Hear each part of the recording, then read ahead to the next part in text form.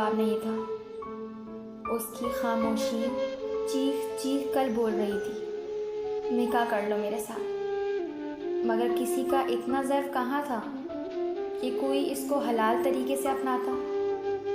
वो दुनियावी मामलात से बहुत तंग आ चुकी थी, सबसे दूर चली जाना चाहती थी। वो मज़ीद किसी धोखे का शिकार नहीं होना चाहती थी। लोग इसको बेहया बोल रहे थे कि ये अजीब लड़की है जो खुद निकाह का कह रही है। मगर वो ऐसा क्यों कह रही थी ये तो वो या उसका खुदा जानता है। जिस आशिक से उसकी सांसें बहाल थी वो तो जैसे इस बात पर कान ही ना धरता हो। मैं तुम्हारी बहुत इज्जत करता हूँ, तुम्हारे हर मुसीबत में काम आता हूँ, तुम्हारी तन्हाई को दूर करता हूँ। ये मोहब्बत नहीं है तो क्या है? मुझे ऐसी ज़िंदगी नहीं जीनी। मुझे हमेशा तुम्हारे साथ जीना है, तुम्हें तुम्हारे साथ मरना है, तुम्हारे निकाह में रहना है। मगर मैं बहुत मजबूर हूँ, मैं मंगनीशुदा हूँ।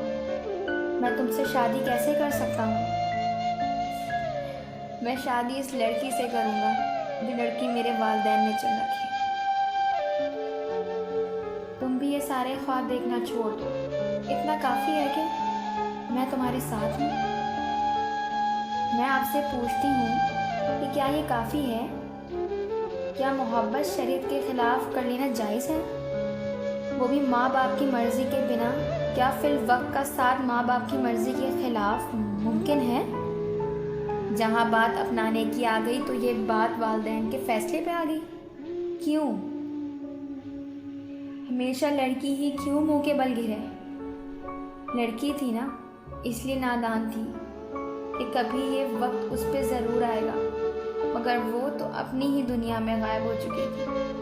कभी अपना ना बनने वाले को अपना दिल में लिए बैठी थी, आंखें खोल कर धोखे खा रही थी और आर्जी रिश्ते को हमेशा के लिए साथ लेके चलने के ख्वाब देख रही थी। मगर अफसोस, इसका ज़र्फ कितना कमतर था कि वो लड़की के ख्वाहिश और इसकी मुखलिसी को समझ ही ना सका। अगर वो हर जगह हर घड़ी अपना बनाकर साथ दे रहा था तो सारी उम्र के लिए यूँ अकेला छोड़कर ही क्यों जाता? खुदारा, किसी की ज़िंदगी बर्बाद मत कीजिए। अगर उसका साथ हमेशा के लिए नहीं दे सकते और रिश्ते निभाने का ज़र्फ नहीं रखते तो इसको मोहब्बत का नाम भी मत दीजिए। मोहब्बत किसी मजबूरी का नाम नहीं है।